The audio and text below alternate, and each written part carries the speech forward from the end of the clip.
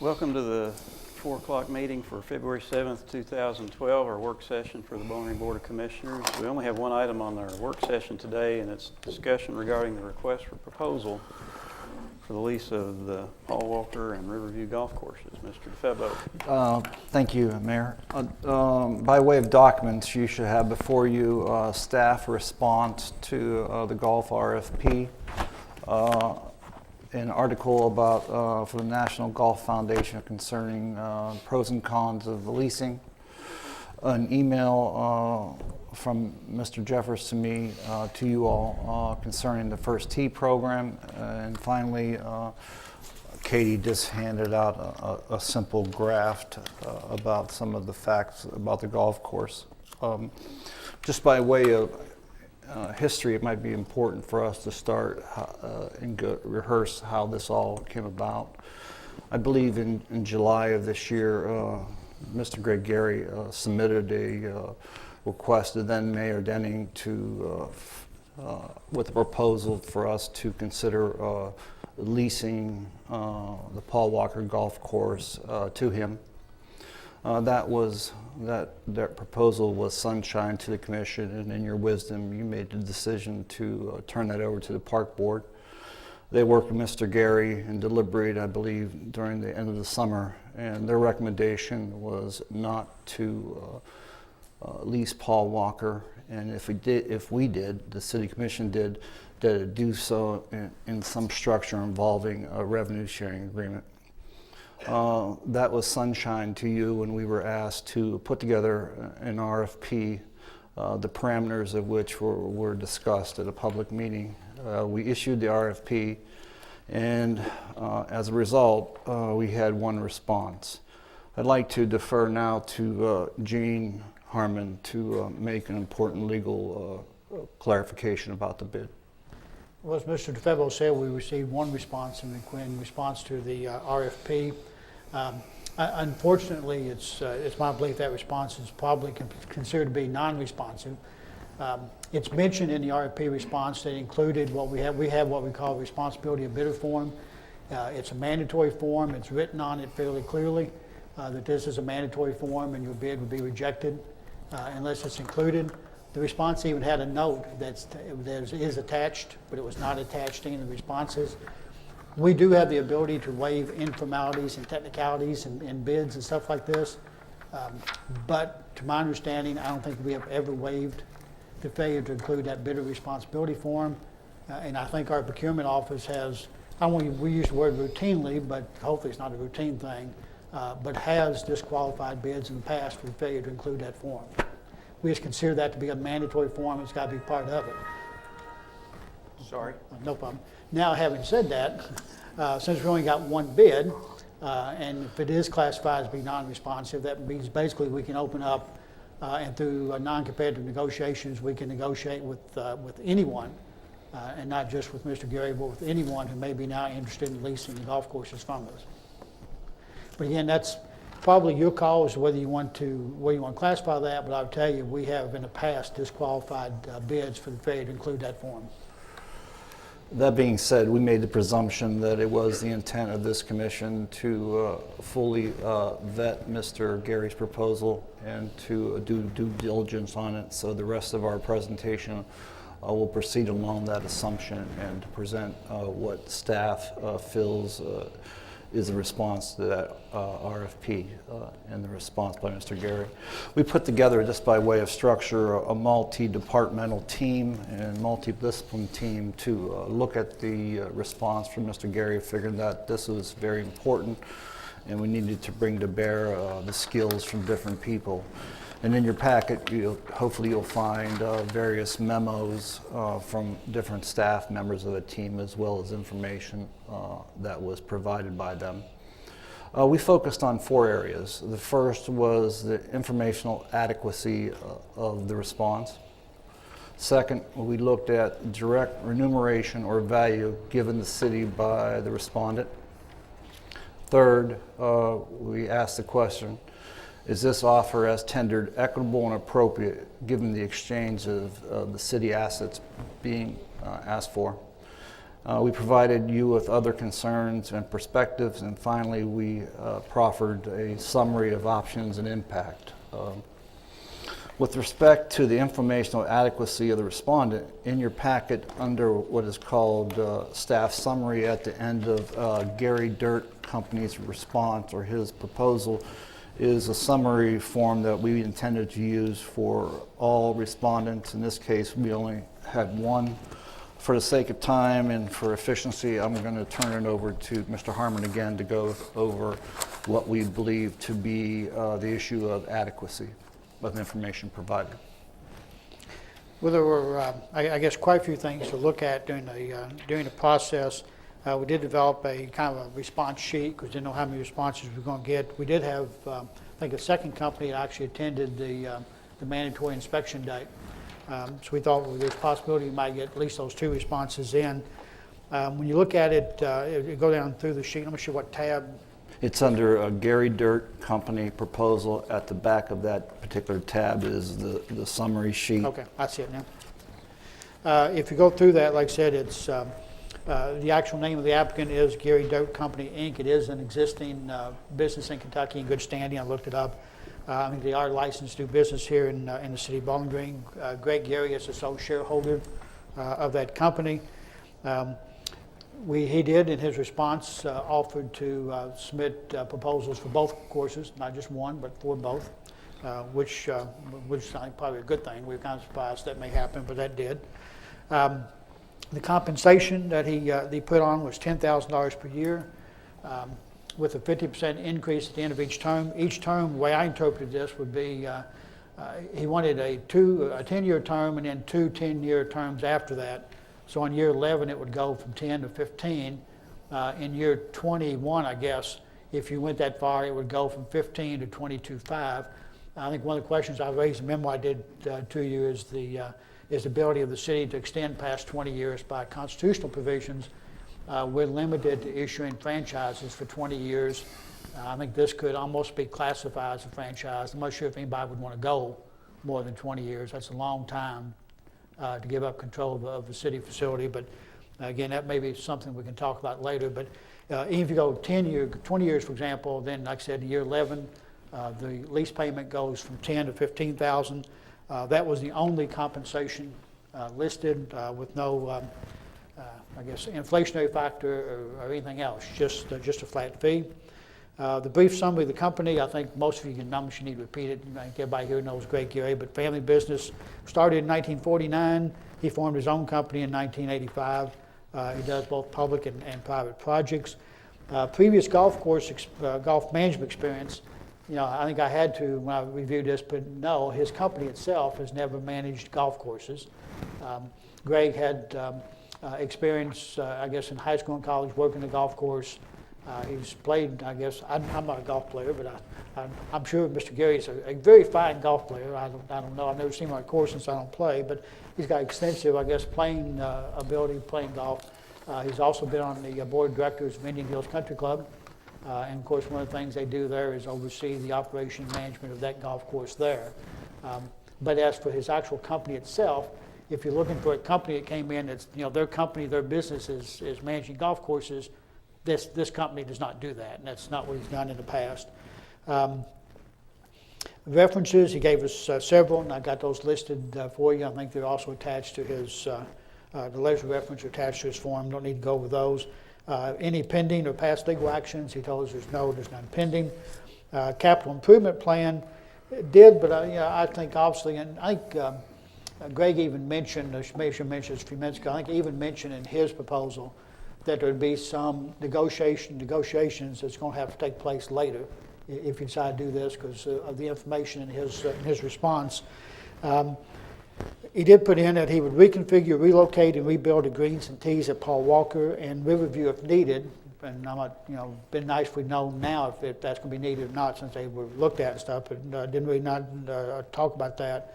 We'll construct practice greens on at least one course, perhaps both, and training facility at one course. Gave us a $125,000 figure. The way I interpreted that $125,000 figure, that's just for the reconfiguration, relocation, and rebuilding of the greens and tees at Paul Walker. With these other items to be additional costs if we decide to do them. not a whole lot of information about what they would consist of, where they would be, or how they would impact the course, which may be things to talk about later if we decide to go there. Some of the questions that we did ask in the RFP as well is talked about staffing, city employees to be retained, to be hired by him, not retained, but to be hired. His answer was unknown to this time. He said he would interview any city employees interested, but at this point he couldn't give any kind of response to that. Staffing didn't really give us any information about the number he proposed or the qualifications of those or the type of jobs that he had proposed having on the course. I think one thing we asked for, if you had some kind, maybe not the name, but at least maybe a general description of the primary person responsible for overseeing the courses, but we didn't get information on that one as well. Proposed use of the golf shops, basically continue the existing uses. We do have an existing Pepsi franchise. He said that he would consider, not just consider, but he would keep that one in place till it ran out. Snack bar, he'd sell golf apparel and equipment, cart rental, golf merchandise, golf lessons, club repair, club rentals, and handicap services. I guess normal, typical things that you think about in a pro-type shop. Currently, beer is allowed to be sold at Riverview. There is a liquor license there, not at Paul Walker. I think he stated in his proposals that he had no interest in selling beer at either course. So at least make sure you're aware of that as well. We asked about his interest in the existing equipment we have, like carts and also maintenance equipment. Said no interest in it right now, but he would entertain offers if we wanted to sell that item to him. One of the items we asked about was his marketing plan. Since these are public golf courses, I think we had at least some interest in maybe how the courses will be marketed to try to, I think everybody's hopeful that the courses will have increased play, increased use, increased revenue, make the courses better. His response was that he would decide the marketing plan, focus on price plan and promotion, using social media, print, and electronic advertising. And we asked about the existing events, because both the courses now have existing special events that take place at each one of them. His response was he will keep some, like the Paul Walker Memorial, Ladies' Day, Junior City Medal, and the Riverview Invitational. At least those we keep, and maybe more, but at least those he would keep. And kind of notes at the end, I talked about it a little bit, said he wanted a 10-year lease with 2 10-year options. Maybe a question about our ability to go past 20. I'm not sure I'd recommend going past 20. Will remain 9-hole public courses without minimum yardage. I think that was kind of a key word. Without minimum yardage. I think obviously we've got to put, if we go forward with this, any agreement's got to have language that any changes in the courses have to be approved by the city. There are still city courses. At some point will return to city control. So I think we have to, at least in my view, my opinion, we have to keep some control over changes to the courses. He noted that we need to discuss specifications. The RFP had some fairly detailed specifications that we wanted the responders to keep. His response was that we would need to discuss those specifications, although he did promise to keep it in good condition. He said he also needed to discuss the city's right to inspect, because we had language in the RFP that the city reserved the right to inspect. This is not my call, but I'm not too sure we need to waive any of our right to inspect, because I do view through 20 years, if we decide to do this, I see our risk manager and our golf people, at least somebody, inspecting the course on a fairly routine basis to make sure there's no safety hazards, to make sure the course is being maintained up to the standards in which the agreement calls for. So I'm not sure how much negotiations there should be on our right to inspect our own course. We had talked about, I think we asked in the RFP like an 800 number. His response was that he prefers a website for comments and not the 800 number. I'm not sure that's an issue at all. And the RFP did request $3 million in liability insurance, and he said that was fine. He had no problem with that. So in the summary, that's what the response came back as. To put that in perspective, we also did some research, and I provided you with an article from the National Golf Foundation concerning the whole issue of leasing and precautions that need to be taken. And I'm sure I sent that to you earlier. It kind of mirrors what Mr. Harmon also has cautioned about. The second question we looked at was what direct remuneration or value was being offered by the respondent. There could be a lot of collateral arguments made about the value of this proposal, but when it gets down to the simple question, what are we getting in response to what we are getting? Giving and getting is the simple issue. In this case, we are getting two things. We are getting a 10-year lease with request for 2 additional terms, possibly for a total of 10 years. For the first 10 years, we're being offered $10,000, a flat fee for 2 courses. There is no yearly inflator in that, meaning that year 1 through 10, the expectation would be to keep that flat at $10,000. If a second lease is executed, that would increase by $5,000 to $15,000. And if a third term, 21 through 29 years or 30 years, that would go to $22,500. Mr. Gary has also offered to provide $125,000 in capital improvements to one or both of the courses, and that was part of our issue. We weren't exactly sure which one. Next, our evaluation team focused on the central question whether the response provided was appropriate and equitable given the assets that we were being asked to provide. I think at this point it's important to address the central question of the proposal. In Mr. Gary's proposal, he makes the argument that we can eliminate part of our deficit, that we can maintain both courses in the public domain in some way, and receive a program of a capital improvement. I think it begs the question, and it's already been begged community-wide, why would we not wholeheartedly endorse this proposal? I think to find an answer to that question, you have to drill down into the facts and into the numbers and into the proposal. Because after all, this is a business deal involving 2 parties, the city and someone interested in using our assets. If you look, the first issue is the issue of deficit. There's been a collateral argument that this proposal will save $395,000 to the city using figures provided by Mr. Meisel's office. That is not exactly correct. If you look in the staff memos, you'll see a lengthy and detailed memo from Katie Schaller. She's lost her voice, or otherwise she'd be making this argument right now, so I by default will have to make it.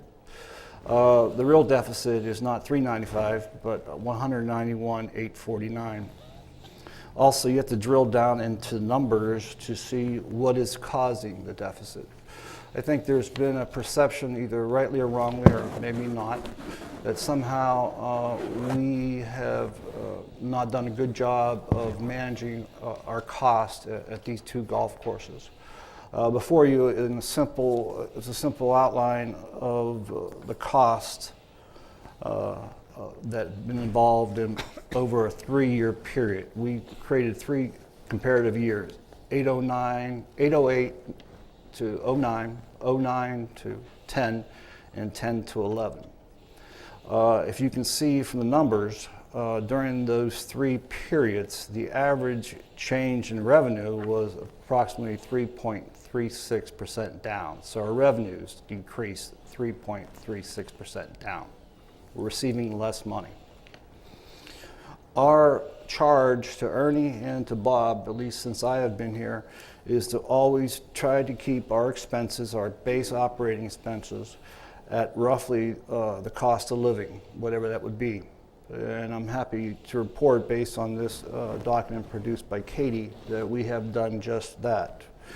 In the first measure period, 08 to 09, our expenses for base operating costs were 2.93% at both courses, 1.55% in 09 to 10, 10 to 11, 1.07.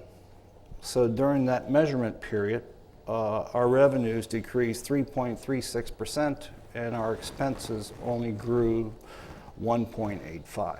So if there is an issue about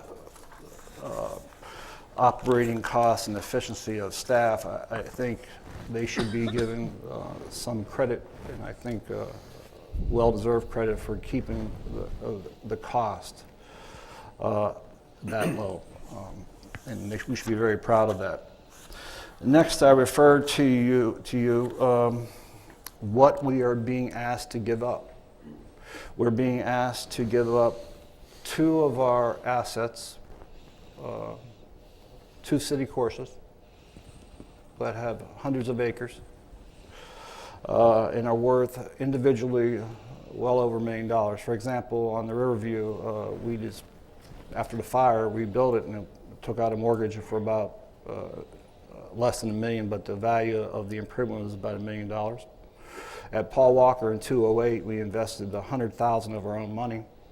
All of that represents what is believed to be value of sunk costs that would be instantly given to the respondent.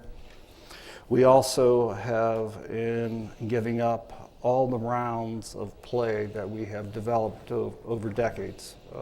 Maybe some people in this room are some of those who are part of that play. Usually when you sell a business, you sometimes sell it without a clientele and sometimes with. In this case, we're giving a clientele that we built over the years. Also, finally, it's important to notice that what we're giving up in exchange for $10,000 is almost total control of these 2 assets. At least that was the impression that came across in the RFP. I think it's important to drill down further into essentially the question of what fair value are we getting, and I would refer to Jeff Meisel, who will take you through the next bit of information. As you probably saw in my memo, I made a few comments and I looked at the $10,000 amount. I know, as I mentioned, at first glance it looks pretty generous when we're getting a 50% increase every 10-year period. But when we looked at the present value of that money, by not having like a built-in cost of living on that $10,000 annually, you're really, you're looking at present values of, at the end, by year 10, you're looking at something below 10,000. Even when you go to 15,000, I think by the year 20, present value of that came out to be $8,300, $8,305, and then if we were to go out, say 30 years and renew that third period for 10 years, by year 30, even at that, with the 50% increase going to the 22.5 that Gene mentioned, even this is a 3% inflation. Present value 30 years from now of that amount is only like $9,270. So you're still really not getting your $10,000 except in the first year, as Kevin mentioned in his memo. The other thing I wanted to point out is, and this is also an earnings memo, but when the leases we've done in the past are leases for property and facilities, and as Kevin mentioned, we're not only leasing out our buildings and facilities at these 2 courses, we're given the land with it, the course, but we're also given 2 pretty viable businesses. And I know you look at the deficit there, but there's a variety of ways that deficit can be examined and attacked and reduced, and we can talk about that another day. But when you look at just the 2 businesses, if you're out there in the private sector and you're ready to sell business and you're selling the actual building and the actual business with it, you're going to go out and get a business valuation. There's people in this town that are certified to do that, and I think anybody that looked at this, when you take into consideration the business, the revenues it generates annually, and what you're getting, I think it would come in a lot more than $10,000 a year, actually $5,000 per course, however way you want to look at it. I think it's, in my opinion, I think it's a lot more than that with what you're getting, because we're giving away 2 existing businesses with generation of revenues. And as I mentioned in my memo, from day one, we're basically handing over a customer base. A 10-year average is $470,000 a year in gross revenues. I actually went back to June of last year, and I looked course by course, and I looked at Paul Walker, and let's assume we had given this up as of July 1st. Well, I actually looked at July. Take that back. Looked at July. As of July 1st last year at Paul Walker, the $10,000 would have been made up in the first 6 days. And I looked at Riverview, not quite as good, and this was just green fees and cart rentals.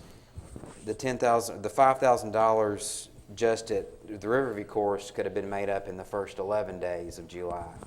So that the payback on this is, I mean, extreme, that we would be giving up. When you think about that, you're making your money back up in, average 8 days or less. That's a pretty good investment. I don't know who wouldn't want to, make that investment. So I just want to, consider these things. I just feel like if you are, interested in negotiating, I think we need something more than $10,000 for both courses.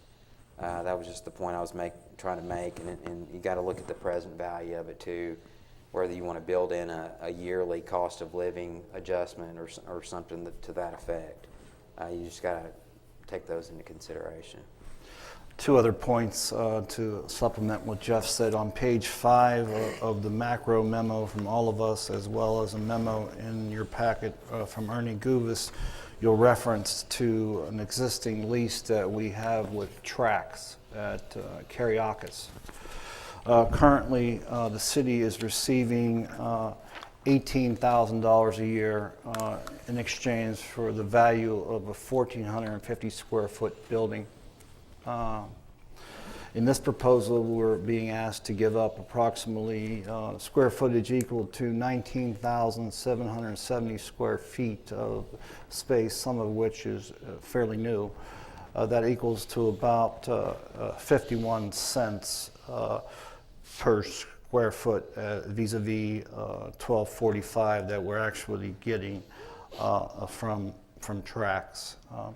Also, for your pleasure, in the packet is a memo from Mr. Jeffers. I asked him and Gene Harmon to go out and view the literature and see what other cities were receiving in terms of different proposals and values. I think the park board realized this when they did some of their initial investigation, that a flat fee is not necessarily advantageous, especially one that capitates the risk so early and doesn't have an inflation factor, and at the end of 29 years is less than what it was the first year. Factually, we'll only receive $10,000 the first year. But in your packet, as you'll see, various course lease agreements. Some of are a melange of flat fees versus revenue share, almost all of which are substantially better than the one we're receiving. Some are close. So that speaks to what exactly is we're getting in terms of value. Again, I also reference you to Mr. Jantz's memo concerning what from the industry views as the proper thing for a city to receive. Next, I think we looked at the issue of what we called other concerns. There's been this focus on the use of the word deficit. That is truly a misnomer. And it's been misapplied for a variety of reasons. What we're talking about is the gap between fee for service. A golfer goes to our golf course, pays a fee for the service of using our course. Then we have the final cost. That is a gap. For all park and rec programs, that gap, the amount that is made up by we call revenue recovery or fee recovery, is approximately 18%, 17.8. Aquatics and golf have the highest of any of our park and rec services. So it begs the question, if our issue is to reduce the deficit of all our park and rec services, this is not, as we mentioned the last time we had a public discussion of this, this is not the one that has the greatest urgency. I think it also begs the question if we're going to privatize because we have a deficit, the lowest deficit of any of park and rec services here, what is the tipping point we're going to use as a judgment in the future? At what point of cost recovery, deficit subsidy is going to trigger privatization of other services? It's important, I think Dr. Little mentioned it last time publicly, that, and others on the park board have said that park and recreation will always have, quote unquote, some deficit. And again, in fact, our golf, especially at Paul Walker and Crosswinds, is recovering the highest of any of our park and rec facilities are getting. You also have to look at what exactly is not in the response. We had offered to cover the debt at Riverview to make this attractive.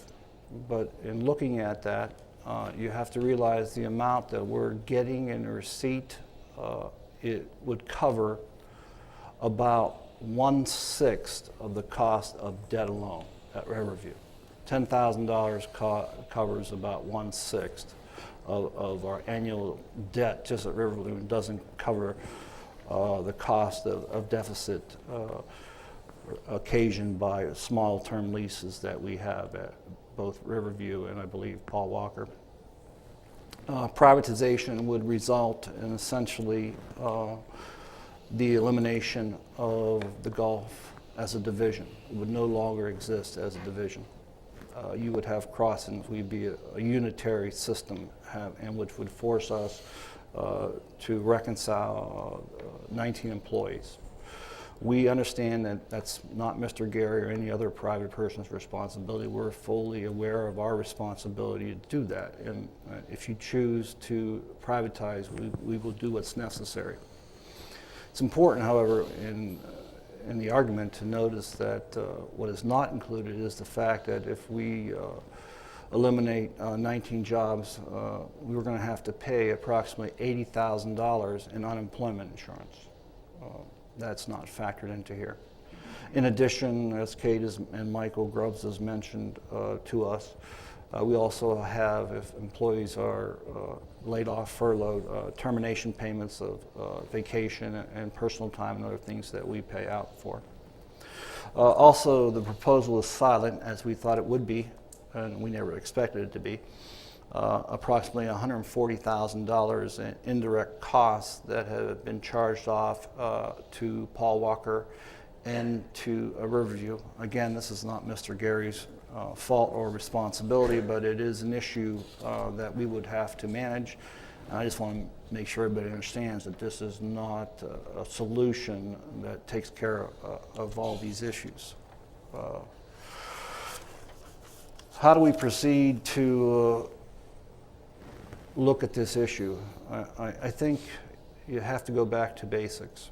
First question we have to ask ourselves, do we want to privatize any of our recreational facilities because of the shortfall in fee recovery versus cost? Walker is at 72% of its cost recovery. Crosswinds 84, Fitness 75, Riverview 52. Park and Rec generally 17.8 of cost recovery. If the answer again is yes, what is that tipping point? Is the tipping point already been achieved at Paul Walker or Riverview? Third, as we talked in the beginning, what is fair and appropriate value? Your staff believes that what we're being offered is inadequate and should be increased. As your city attorney has told you, we have some concerns about the level of appropriate control in the packet, in the proposal. We believe that these are arguments that need to be addressed to find the answer to our issue here. Trying to do due diligence, we've come up with what we believe to be approximately 6 alternatives. I'm sure there can be variations of that. The first, with your courtesy, is to continue to operate all the city courses in the public domain and work to increase play and maintain cost stability. Again, I think we've done a good job on our base operating costs to keep that near inflation. Also, we need to, as anyone who has studied the issue will tell you, we need to increase play. But it's also clear after going through this exercise that one of the reasons we have cost is we're in the public domain and we have to pay retirement and health care, and we still have to do that within an environment that requires us to keep it as cost neutral as possible. So one option is to do just that. Continue to work the long hunt and the hard job and continue to watch costs, make some changes in administrative charge-off and rearrange some duties, and possibly look at the concept of instead of the passes being issued for 12 months, issued those for 9 months. I had commissioned Mr. Jeffers and his staff to do a study about how much money we spend to keep the golf courses open for the months of December, January, and February, and to compare that at a cost per round, it doesn't pay for us to do that. So the thought would be to possibly change the pass season, and during those 3 months, while we are open, to provide some deep discounts to continue play without all the incumbent cost. Second is we could waive Mr. Gary's non-responsive bid and accept his proposal as written. This would eliminate the golf division and require a reduction in force of both golf courses.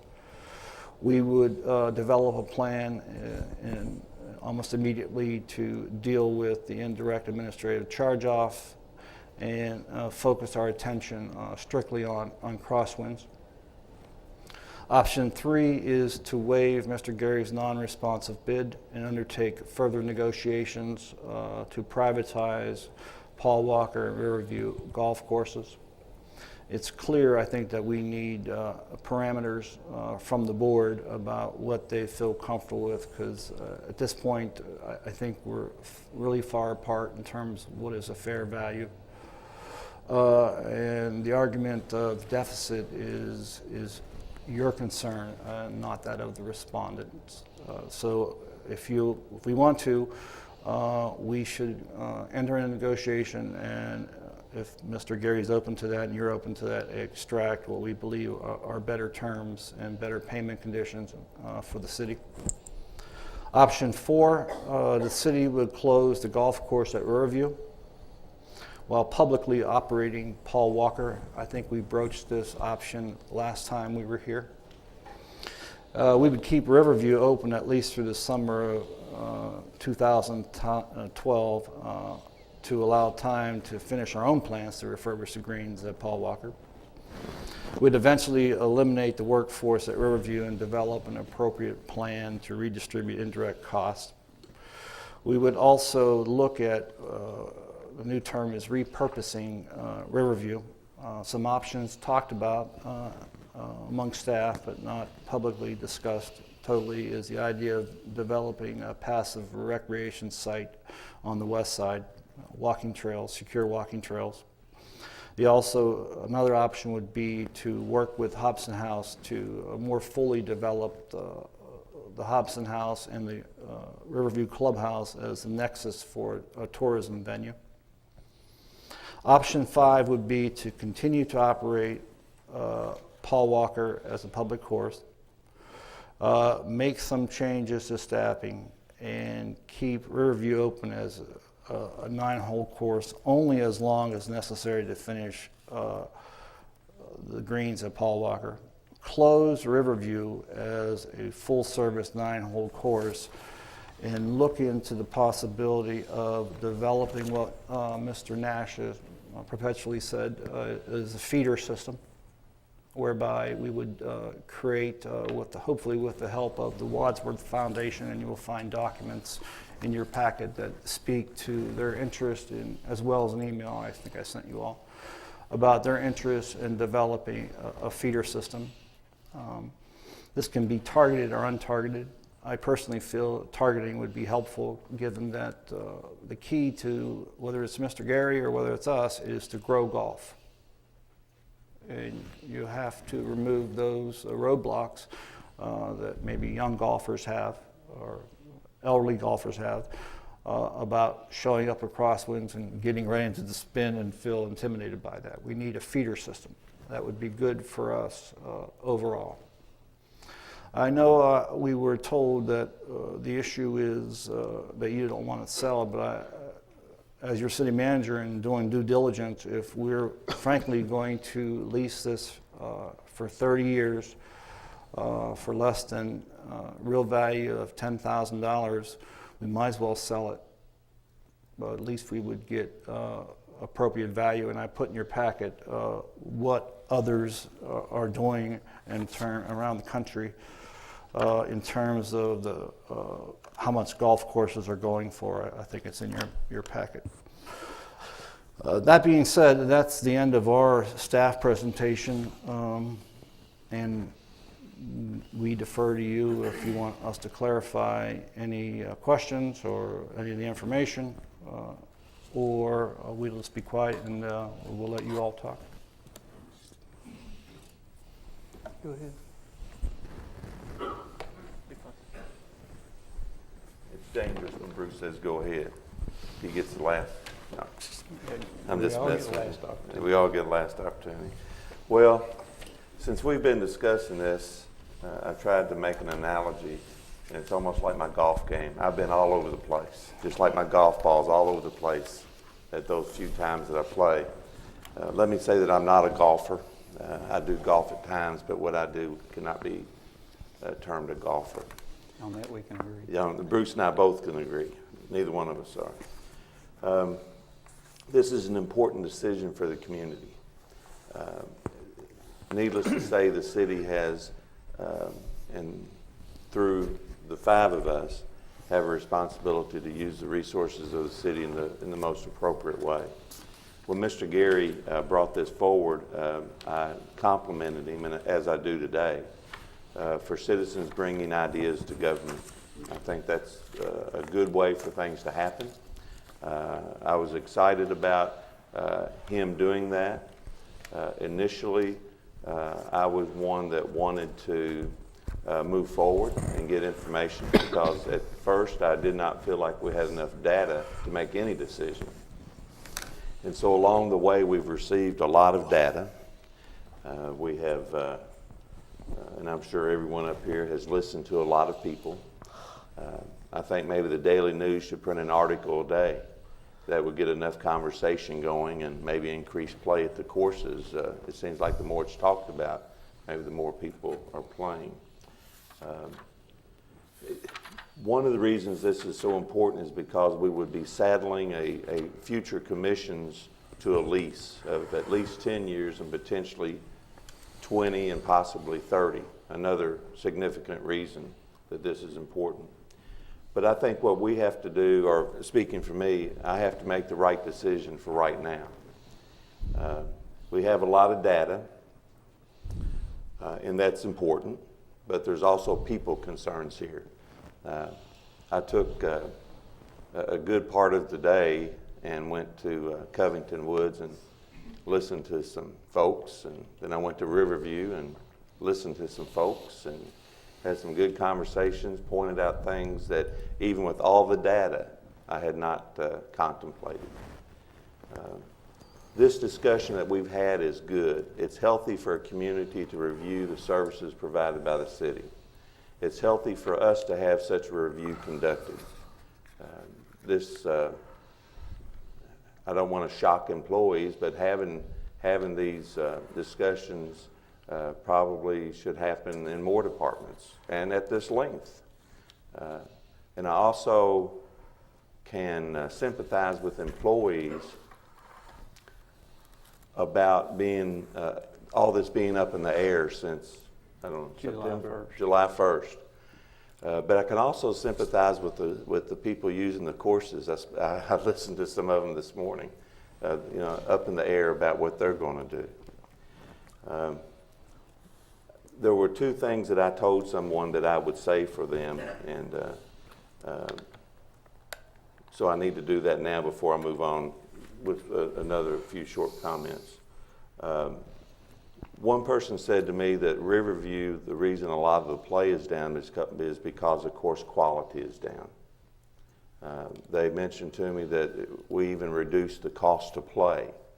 And Bob, if I'm wrong, you can nod one way or the other. I think it went to 17 with the cart, which is, and the members don't have to pay the $2 fee, something like that. But we actually lowered the cost because of, again, some greens issues and just business issues. The other person actually called me on the phone. We talked last night at length, and the thing that I said that I would present that he said to me was actually the cost should be lower. You know, you're talking about looking at a deficit. Well, a lot of people look at raising prices. He said it should be lower, we get more play. But whether that's right or wrong or either one of those statements, I said that I would voice those issues. Now, with that being said, I believe that memberships will start being sold real soon for the next season. I think that staff needs to have an answer. I think the public needs an answer. And what I believe should happen is to say no to a lease. Although, again, I appreciate Mr. Gary and what he's done. In my opinion, saying no to a lease, and obviously no to selling, but no to a lease. And with that being said, move on to other issues. And those other issues is that I would like to, option one, I would like to keep both golf courses open. I would like to give city staff 2 seasons, or it could be 3 seasons, it could be whatever we decide on, to make some of the improvements that we've talked about. And then either some of us or some other people sitting up here can make a decision based then. I said when I opened that I need to make the right decision for right now. And right now I think the decision is to keep both courses open and to try to make the improvements that are needed in the plays and make the changes that I have the utmost trust that city staff will do. Let me see if I've covered everything. Now, this is a policy decision on our part, and it's up to the staff to make this happen. I'm trying to understand what my role was when I was staff, and I would hear policy decisions from these seats, and I'd wonder, what in the world are these people thinking? Well, what I'm thinking is the policy decision needs to be what I just said it was, from my perspective. Again, is to keep both courses open and see what happens in the next couple of seasons. And I could sit here and run through my mind, think of so many holes in what I just said, and I'm sure that there are a number of people that will poke those holes in my statements that I've made and different things. But again, to be very candid, I think for right now, the decision needs to be to continue what we're doing, to continue with both courses being public, and to move forward and try to make some improvements that need to be made. What I have. Oh, one other thing. I do like the idea, though, of some type of feeder program, some type of junior golf, some type of beginners. Maybe I could participate, but some type of focus on bringing in new people into playing golf. And for right now, I'm sure I'll have some other comments. Right now, that's what I have on my mind. Mr. Mayor. Thank you, Mayor. My position hasn't changed. I don't think anybody in the room is going to be surprised by that, whether they're pro my position or whether they're interested in leasing the course. I think that there is a cost to providing services. And I think that there are ways that we can improve the golf division to where we can run the golf division at a more efficient cost. But at the same time, I believe that providing services to citizens, whether it be golf or any other service the city provides, comes at a cost. That's just the nature of it. I routinely hear Mr. DeFebo refer to the city as a company. And while I agree that there are things about the city that are company-like, and that there are aspects of the city where we can learn from a company in the private sector, the reality is we're not a company. We're government. There's a reason the private sector doesn't get into government, and that's because it doesn't make money. I mean, it just doesn't. Ultimately, providing things to other people at less than what it is that they cost to be provided is not a company. It's what government does. It's part of the whole process of collecting taxes, making decisions, returning those tax dollars back to the citizens in various forms that you won't find for very long in a private sector company. Not trying to make some kind of large statement here about what government's role is, only trying to make a statement related to the plethora of information that we've received over this issue, all of which I find beneficial, but none of which has changed my position on this particular issue. And that is that we continue to operate the city courses, that we try to find ways to improve the financial efficiency of each of the courses, and that we try to find a way, whether that is through a training facility or whether that's through modification of one of the courses, but we try to find a way to market what we have so that we have more people playing the game of golf. That's how we find sustainability when it comes to anything that the city's marketing to the public. We would stop building sidewalks if people stopped walking. We would stop building roads if people stopped driving. If the day comes that people stop playing golf, I feel confident that the city will stop providing golf courses. So one of the ways that we remain financially stable when it comes to golf is to encourage golf among people that may see way too many barriers to being involved. I've played golf all my life. Fortunate that I had an uncle who allowed me to play golf courses that I never should have been allowed to play from a financial standpoint, from a financial burden to my family. One of the lucky ones. But there are a lot of people that aren't in my situation.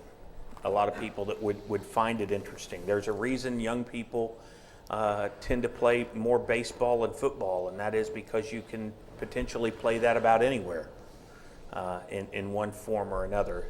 You don't have that luxury with golf. And I believe that there is so much that can be learned from golf beyond the game of golf. It is the only sport where you're going to find that the player calls a penalty on himself. Imagine the last time in any basketball game you watched, somebody raised their hand and said, "I fouled him." I don't care if we're talking the Pee Wee League down at Parks and Rec to the NBA game that played on television last night. There's, in my opinion, without trying to be grandiose about it, there's a great deal that can be learned from golf, and there's a great deal more that the city of Bowling Green can do to get young people to be involved. And those efforts to get young people involved, I think, are contradicted by the city exercising options of either leasing or controlling the courses. That's all I have for now. So you're not in favor of doing anything other than with the Option lease? 5 Okay. of the options that were presented seems to be the most appealing to me, which was a version of keeping Paul Walker as it is, making some changes to staffing, keeping Riverview open as a full 9-hole course while we make the renovations at Paul Walker, and then looking at, I don't know that I agree with every single aspect of option 5, but looking at a way to make Paul Walker, or I'm sorry, Hobson Grove, more of a training facility and more of a place that young people can feel more comfortable playing. I can tell you, as an 8-year-old kid playing golf, it's intimidating to walk up to an 18-hole course with a bunch of adults. My uncle ran the course, and there were days that I didn't even go in the clubhouse because it's not by the nature of what anybody's doing, but it's just not as comfortable as an environment as you would find if we had a facility that was more geared towards, and when I talk about 8-year-olds, you could also be 38. Anytime you're doing something new, you see that as a barrier to being comfortable, and I think there's a way that we can do that. Option 5 seems to present the most attractiveness to me.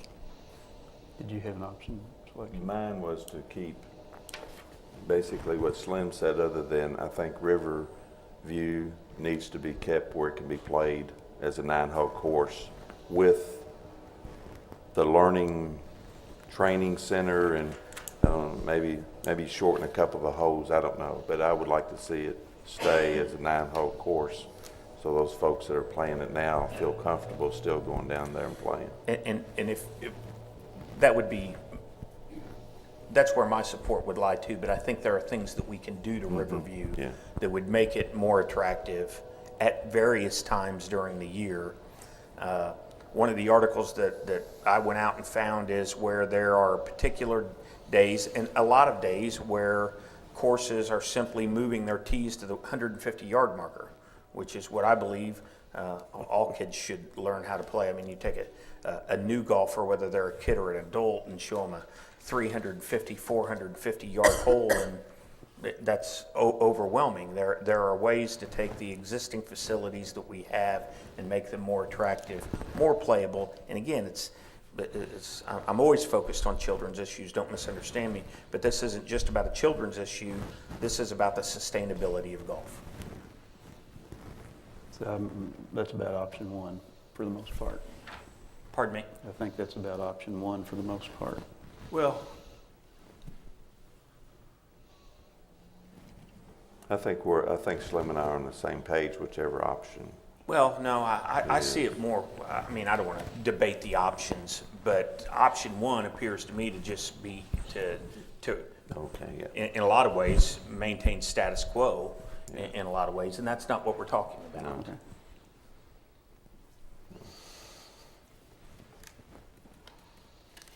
I'll yield to Mr. DeFebo. Just to factually add, I put in the packet for you the Wadsworth. We're trying to, if you're interested, get the gentleman who is the national coordinator of that to come here and to speak to you about it. Leon McNair, I've met him personally, as well as some of the staff.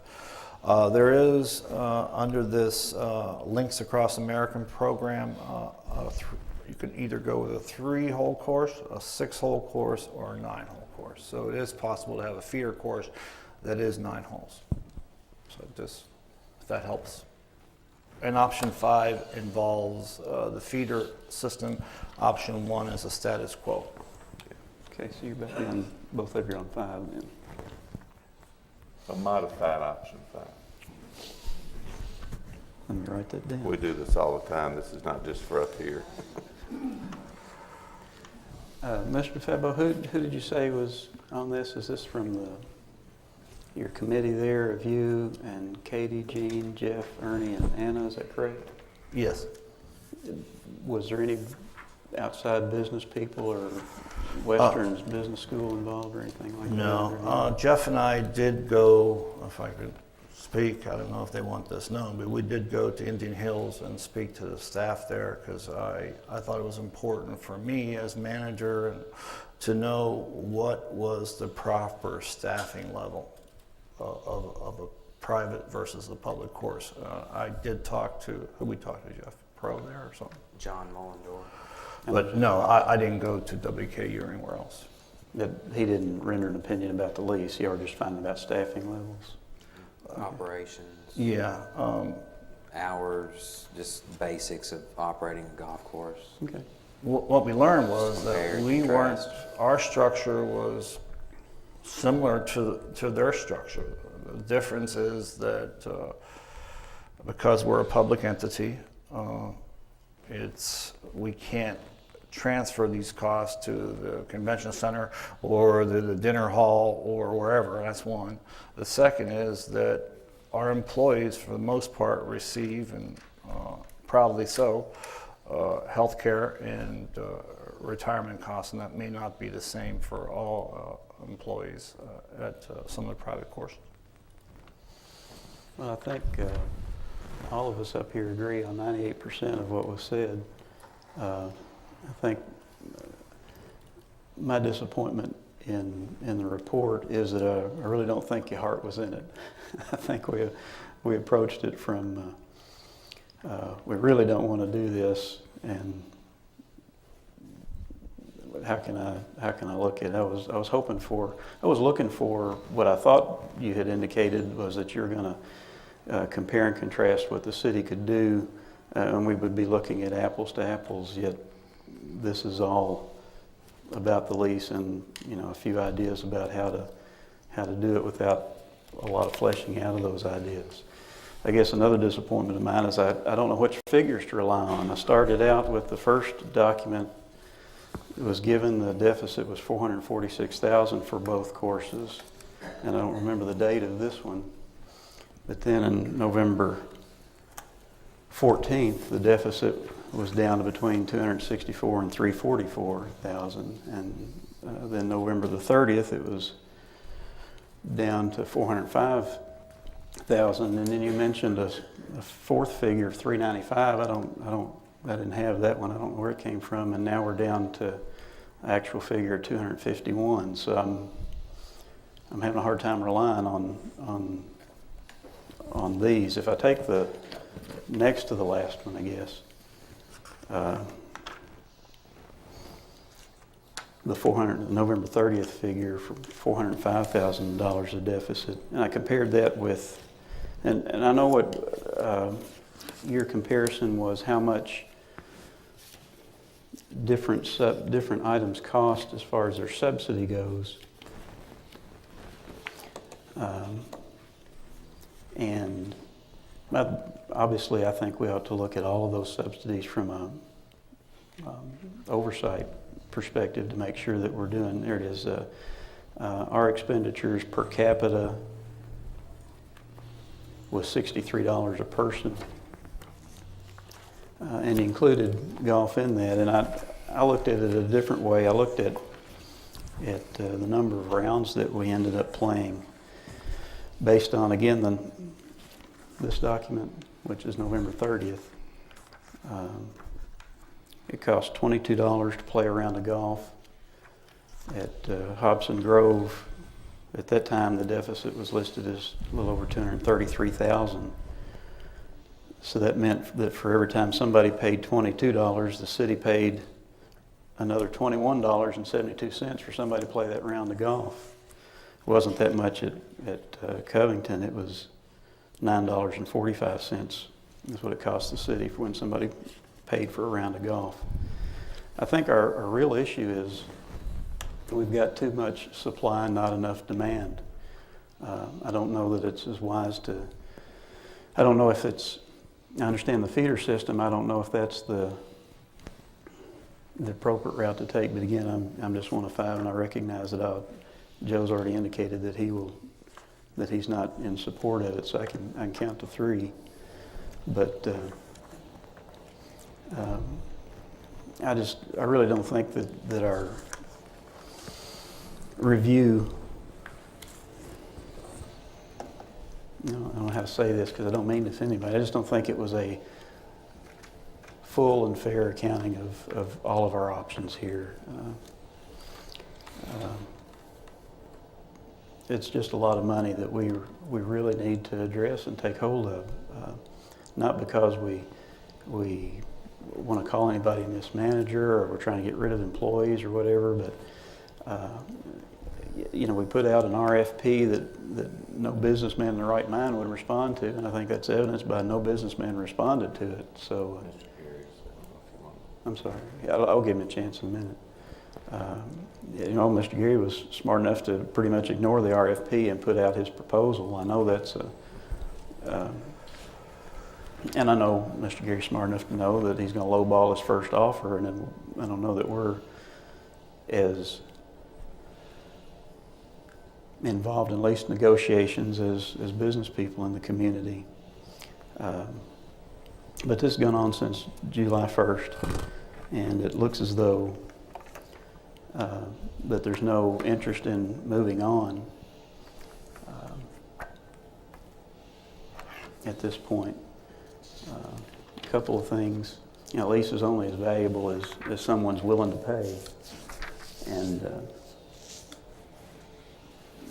like I say, I know Mr. Gary's first offer was a low ball, and I'm sure he expected us to come back and renegotiate that. And number two, a lease is only as good as the man who signs it. So no matter how detailed this RFP is going to be, it's only as good as the person who signed that document. And I have no doubt that Mr. Gary would have fulfilled beyond our expectations. So my choice would have been option 3, which was to continue to negotiate and do this as quickly as possible so that all of our employees would know what to do. They can make plans for either working for Mr. Gary or moving to a different position. But we got to do something about the deficit. It's, in my judgment, we're spending too much money. But Mr. Gary, did you have something you wanted to say?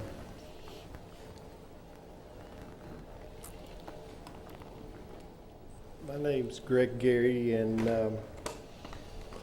I don't know where the financial numbers that you all are receiving are coming from. Do you all have a proposal that had my benefits to the city that showed each one? Yes, Well, I'm going to give you each a packet that will tell you where I got those numbers from. And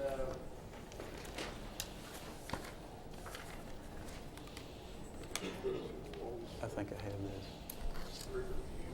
Okay.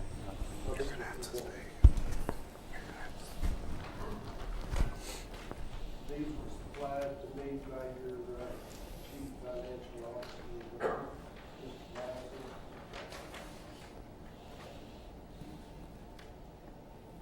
I'd like to make a few comments after Mr. Gary's finished.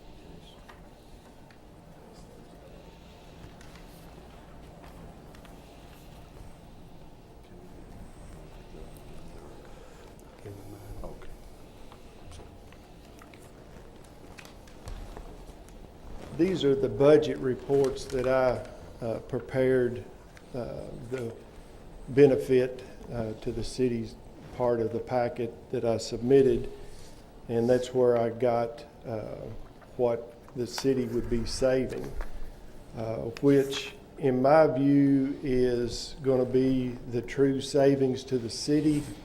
In my opinion, looking at what the city is running at a deficit each year, that in the first 10 years, the city would save a minimum of $4.5 million. And in my proposal, I'd propose to keep up all the facilities at my cost, do all of the upgrading of the golf courses at my cost.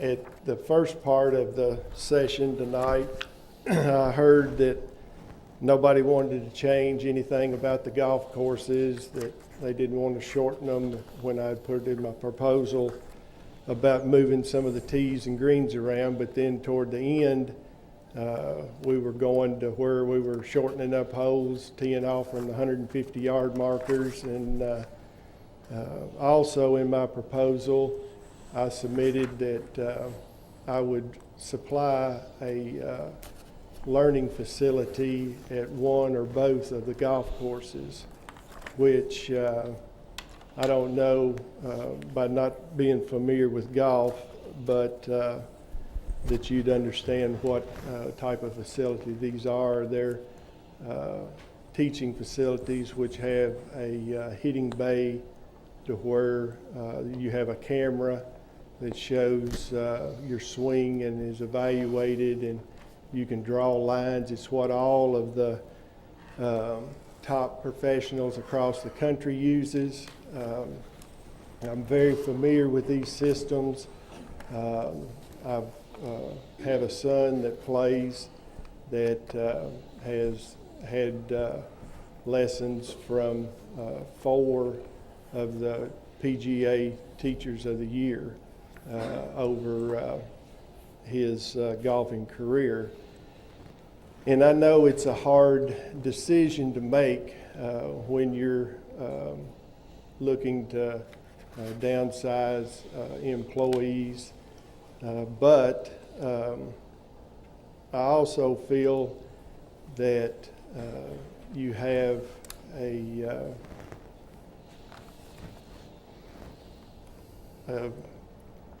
to the citizens, and that you need to be good stewards of their money. And I feel like that in my proposal, I offered to do what the city was looking to do to the golf courses, and I realized that the difference in the savings each year comes from outside cost, but I guess in my view, if you're paying somebody to oversee something and that item isn't there to oversee anymore, that you surely wouldn't pay somebody to oversee nothing. And I think as you go in the years to come, you're going to continue on the avenue that you're on right now, where the deficit just grows. And if the game of golf goes to half of what it is now, I feel like I'm taking a risk that you all would be taking by investing in not knowing, which nobody does, what the future would bring. I know that I would have hated to have entered into a proposal 15 years ago saying that I would have a full stocked pro shop with clubs and apparel, and not knowing what eBay and the large retail stores have done to that business. And I just feel like that it's an opportunity for the city to get out from under a large amount of debt, and according to a posting on your website, that if you went forward with what you were proposed in your budget, that in the year that's getting ready to end of 2012, you'll lose 1.6 million, and your own projected 1.1 in 2011. It's just I realize it's a service that you don't feel like that you're in it to make money, but I don't feel like that it's fair to the entire population of Warren County and Bowling Green to charge over $16 a person per year to keep a golf course up when a small percentage is probably using them. So I guess that's just kind of where I've been at. I thought it was a good opportunity for the city, and was hoping that we'd be able to negotiate and go forward, but that's going to be, something that you all will have to make that decision on. Thank you, Mr. Gary, for your time. Do y'all have any other comments or questions? No, not at this time. I have just a couple. Sure. And again, I appreciate Mr. Gary and his being candid, and I think there'll be some people that obviously agree with you. Can't say I totally disagree with you, but this has to be a policy decision. And I think any inference that we're not being good stewards of our money, from my perspective, I don't think is inaccurate. I think we are being good stewards of our money. We can make the same argument about any Parks and Recreation program we have. I'm not sure what the deficit for soccer is, swimming, soccer, baseball fields, and go on and on. Basketball down at the center. We can make that same argument. But I also believe that people tell me, there's very few weeks that go by that people don't tell me what a quality city we have, the quality of life here compared to other places. And again, I wish that we had a whole lot more people playing golf. I wish that we broke even on every program, but we're not going to. So in my thinking, I think that we are being good stewards of our money. I think what we've gone through, and I give you the credit for having gone through this. I think it's been good to do that, but at the end of the day,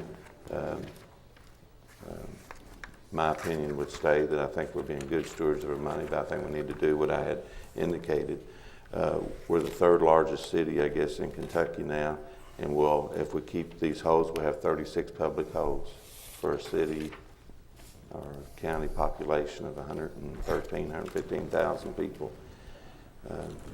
And we'll be second guessed like we have been on a number of issues, and that's just part of what we do and part of what citizens do and have every right to do. But again, the only thing I take exception with you, Mr. Gary, is that I think we are being good stewards of our money because of the quality of life issues that we have in this community. So, but again, thank you for all you did in this process. Can I ask one more question, Mr. Febo? Is there something in here that's confidential? I'll let Gene answer that question. Why it was deemed to be Why is it confidential. Stamped confidential. The reason I ask is we didn't, I had, I think, close to 300 people talk to me about it, and I can't discuss or get their ideas or opinions, especially from business people in the community, and it becomes an ethics violation if I talk about a document that I'm going to ask questions about here.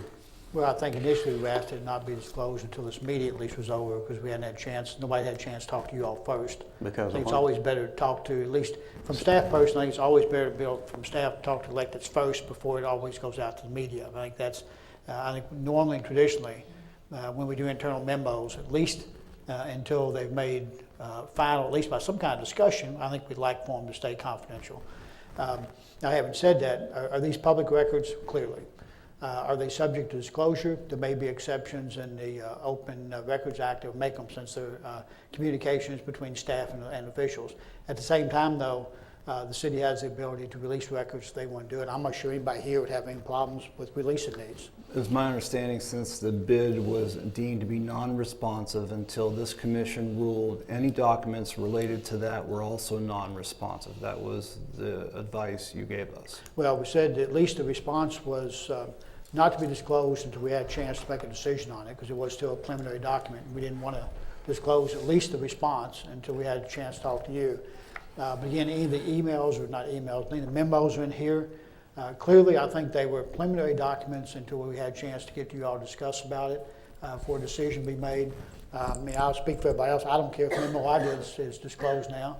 I probably don't think anybody else does. I want to let them speak for them, but you know, at this point, I think it's in y'all's decision whether you want to release the documents that you've got or not. Well, my question is it an ethic violation if I go to a businessman and ask him to look at this data? Because, you know, we didn't have a businessman's perspective on this. We just have governments looking at it. Is it an ethic violation for me to talk to somebody about this, what's in this document? Well, our ethics policy says that it's an ethical violation to release records that are not subject to disclosure pursuant to the Open Records Act. At this point, up until tonight's meeting, if somebody come to us and said, we want a copy of his proposal and the memos you've done to the City Commission, we would not have released those records. You know, but you didn't answer my question. Can I talk to somebody in the business world about a business proposal? I feel like I'm coming in with one hand tied behind my back because I can't ask some questions that I may not have the experience to do because you've got it stamped confidential. I don't want to get in trouble with the ethics, but I want to have information available that might allow me to make a more intelligent decision or make a better question to make a decision. I thought I did answer it because I said a minute ago that we considered his proposal, the document itself, to be confidential until a decision was made on it. We would not have released it subject to an open records request. Now, you talking to somebody about it, maybe without making a copy and hand them to them, but technically, if you made a copy of the proposal and handed it to somebody prior to some kind of decision made, you know, that very well may have been, because we would not have released that document if we'd have gotten a request from anybody else. If somebody you want to talk to came to us and said, here's an open records request, we want to see a copy of the proposal, we would not have released it. So can I make notes from this thing and talk to people about it in this meantime? I just want to make sure I do it right, not get in the bind. I don't think there's any problems with you asking people about certain issues, but actually making a copy of the document and hand it out. We would not have done that. Of the RFP? Of his response to the RFP, yes. Of whose response? I mean, the RFP itself is a public document. His response to it is a public record. Whose response? Greg Gary's, or Gary Okay. Doak Company. His There's only one response to that response. was a public record. No, But this it- whole thing is a response from Mr. Febber. I see what you're saying. Well, I was particularly talking about the Gary Doak Company's response to the RFP. If somebody come in and ask us, up until tonight, for a copy of that, we would not have disclosed it. We would have classified it as a preliminary document because no decision had been made. The same thing with our memos. I would not have wanted my memo that I did to the City Commission to be released prior to tonight because I'm not too sure when you all read it, but I don't like most people, don't like giving memos that I give to you to the media before you get them. I just want to make sure that I have an opportunity to talk to people whose opinion I trust in the community so I can come in and ask intelligent questions. And I think you've cleared that up for me. Thank you. Just for the record, I'd like to clarify for the press and everyone here that the general ledger reports that I gave to Mr. Gary, the bottom line numbers are the same bottom line numbers that are reflected here in Katie's memo on the first page by course, and that was just in greater detail. We looked at FY08, we looked at FY09, FY10, and FY11 by course, and we've analyzed this thing 50 different ways, and maybe some of the spreadsheets that you'd received over the last 9 months. We've run various scenarios. We looked at closing Riverview, taking the orphan rounds there, applying them to Paul Walker. What would that do there? What would that do to Crosswinds if we reconfigured some of the indirect costs? But we started with the same numbers that I gave to Mr. Gary in greater detail in the general ledger. That's what Katie starts out with here in her memo. And in order to compare apples to apples and look at true operating to operating, we just started peeling back the onion. And that's when, we took out, we said what was the indirect personnel costs that we were just charging to Paul Walker in Riverview as more or less admin or overhead. We looked at what the debt was. We looked at what capital improvements we've made. Some of them may have been elective costs, maybe not true operating. So that's the approach we tried to take, and so we could, do a truer comparison. And we can look at it in other ways if you want us to, but that's all we need to do with it. We've looked at this thing for 9 months, and like I said, 50 different ways, but I will say the numbers I gave Mr. Gary are the same numbers that we start out with as your first page on the memo from Katie on the total revenues and expenditures. They're the same. Each time we look at it, it keeps going down, so don't stop looking. It might be zero. Well, for you. like I said, we looked at so many different scenarios over the last 9 months, what we could do, and closing Riverview, what would that do to Paul Walker, and closing it for 9 months a year, or 3 months a year, and I don't know what spreadsheets you've gotten a hold of. I guess that there's been so many of them over the last 9 months. Came We've from looked at y'all. this thing so long. So, but the numbers, what I'm saying is the numbers I provided with the open records request are the same numbers we started with here. I understand, appreciate it. As of now, just for my clarification, this is all, and I want it to be that way, this is all open and, is that right? I've Now. handed a copy to Andrew. It should be. I mean, there's One other nothing. thing we did look at is an average, because 2 of those years are good years and 2 of those years are bad years. So I think Katie and I, we've been looking at the average, and that gives you a fifth column of numbers that might confuse you too. But we looked at the average of those 4 years too, just to give more of a trend, because 09 was a great year in revenues and 11 was terrible. So just to kind of even spread it out. Okay, anybody else? I have a couple comments. Yes, sir. In terms of having our heart in this, I personally have never worked on an issue more than this issue in my public career in 32 years. I just want you to know that. As far as my heart not being into it, I'll show you the list of our goals from the first day we met. The first day we met, and you can verify this was the staff. It was we were open to privatization, always open to it. In our mind, the queen, as we called it, was Crosswinds. We thought you didn't want to touch Crosswinds, so that was our purpose. Was always to make Crosswinds more viable. We were very much open to privatization. The use of what is a political decision by the board as to deficit to use as a reason to give a contract. When you get a contract, it's what you get versus what you give, not what you give yourself. So if there was a proposal for us, it should have been made in terms of how much dollar we were going to get for our asset.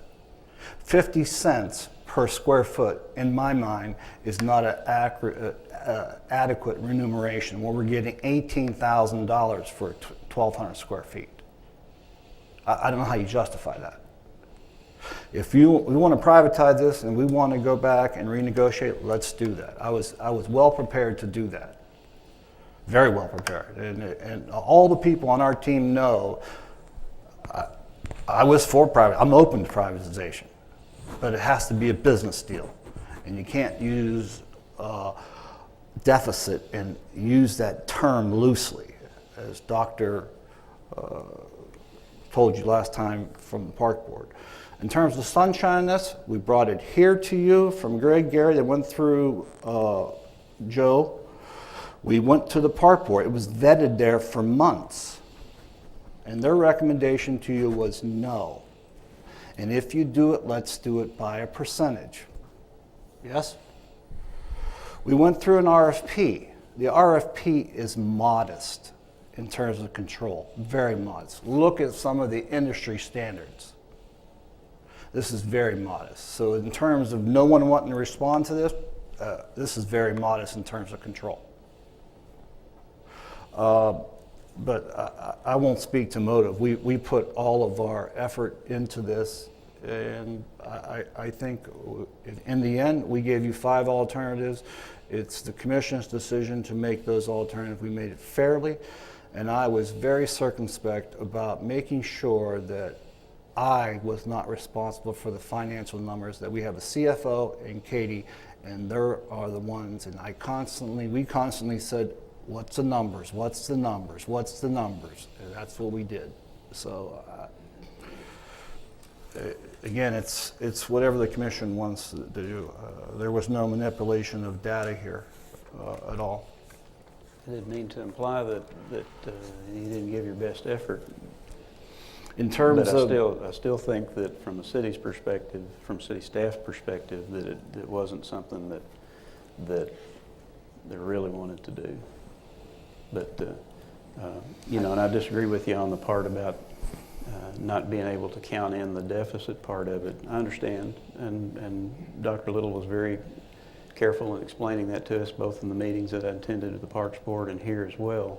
We happen to disagree about how much of a amount to put into it, and I disagree with my colleagues on that. But that's all it is a disagreement. We have different opinions on the same set of facts. But that's all we have then. Yes, sir? Only to say that, to be clear, I think, and I think you had mentioned it, that Commissioner Denning, and I think he had mentioned it to you as well, is thinking along the lines that Commissioner Nash and I are. That's correct. And I think that puts this to rest. If I'm right about that, I think it does. Yeah, I talked with Joe this afternoon, who's unable to be here because of illness, that he was not interested in moving on. That was the same opinion that he expressed early. Did we say why Melinda wasn't? Miranda has a family Yeah. emergency. That's the reason she's not here. Anything else? Sir? I'm David Conway. I'm a CPA from Central City. Yes, sir. And Mr. Gary called me this morning about 10 o'clock and asked me to compile some numbers for him tonight. And with your permission, I'd like to give you a copy of that. Please, sir.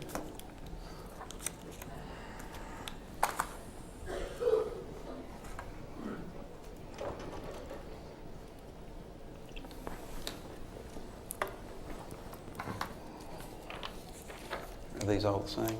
Yeah. Yes. Papers for each one. Okay. Those two go to him? No, one for each. One for each, okay. We'll talk about this one first.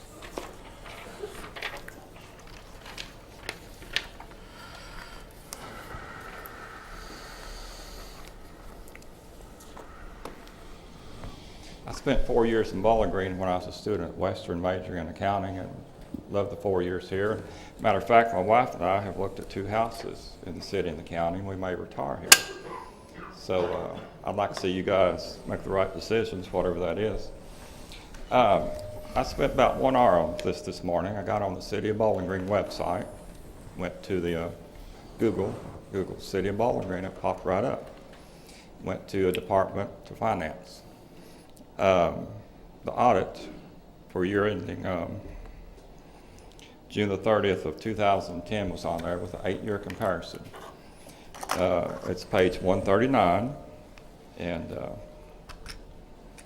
that's the page that shows the golf profit and loss for the golf. Okay, the year ending June the 30th, 2011, I didn't see the full audit report, but there's a popular financial report there with the city manager's picture on the first page. And on page 4, it mentioned that for the fiscal year, the deficit was $1.1 million for the golf. As far as the current fiscal year, the December report that was posted by Mr. Meisel, January the 19th of last month, it shows that the adopted budget is going to have a loss or a deficit of $1.6 million. So that's some pretty big numbers. The next page, we kind of tracked the revenues for golf for the last 4 years and the wages and the benefits for the last 4 years. As you can see, the revenues generally are trending down. The wages and benefits are trending up. Also in the 2010 audit report, it mentioned the unemployment in the city.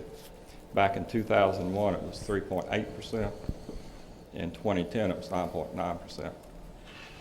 So just like the rest of the country, the community is experiencing some troubles with jobs. Something that was kind of disturbing, the 5 employees that are allocated to the 3 golf courses, their wage and benefits currently is about $390,000 a year. If you assume a 4% inflation rate and project that for the next 10 years, that comes up to approximately $4.8 million. Probably a lot of people in the county would like to have a job like that. Also in the audit report, it had the organizational chart, and it showed you guys are responsible to the citizens. So, you know, how much money can the golf courses lose? And that's all I have to say. Will you repeat your name for me, please, sir? David Conway, Thank you, David. Conway. All right. I think that can, I'm sorry, come right ahead.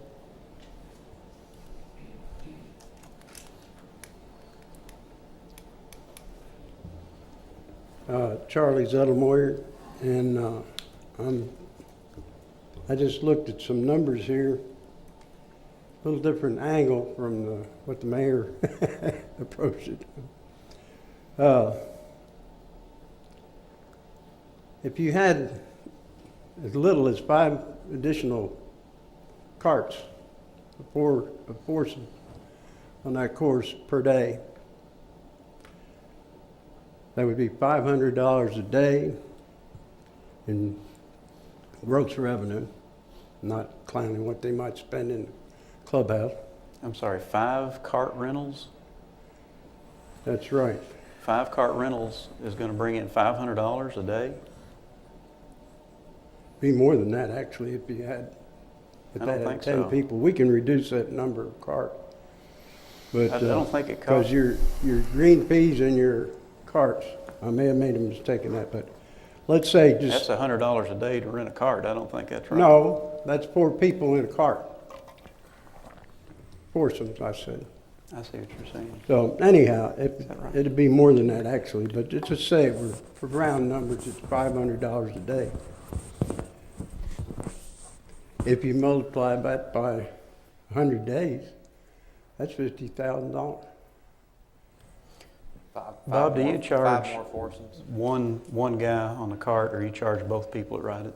We charge $11 for one person to ride a cart, and we charge $11 for each person to ride a cart. Thank you, So thank that'd be $22 if the cart had 2 people. Thank you. Okay. My point being, it wouldn't take very long if other things were done and we had good weather, you know, whatever factors, we can't control the weather. And I think that we haven't heard a lot said about that. But having actually physically been involved with playing golf on those courses, there were days when we had just a few people there. But the people who are operating the courses have an obligation, and I don't need to tell any of you about how the public comes at you on things like that. But if they didn't have the services available, that would be a subject of criticism by a lot of people. So there's built-in inefficiency, and golf is that unique thing, not the only thing that's troubled by the weather, but the Hobson Grove course had some really unique problems there with the water that prevented play on some days and diminished the quality of the play on some other days because of the flooding and the absolute drought that we had for about 3 months this summer. And that comes right in the heart of the, you can't just figure percentage of the year because you don't get much play in November, December, January, and February. But this came right at the heart. It hit right in the gut of the operation. So it doesn't take a great deal of change. This is my basic point. It wouldn't take a great deal of change in certain things to bring the usage up there that would produce the gross revenue. I know that you'll burn more gas there and, you know, you have to back down from those figures to compare with the net cost. But it wouldn't take that much change to get it back to a more level operation than whether you call it a subsidy or deficit or whatever, it would look a great deal different from that. And historically, the golf courses here have had a much better record in that respect. I'm sure if you've got ideas on how to help, I'm sure Mr. Jeffers would be happy to work with you. Sorry? If you have any ideas on how to help, I'm sure Mr. Jeffers would be happy to hear from you. Sometimes we complain and sometimes we make suggestions, but most of the time I've found myself this summer complimenting them on the effort they were making to deal with the problem. Thank you. Thank you, sir. Last call. Okay, we'll close the work session and return for our regular session at 7 p.m.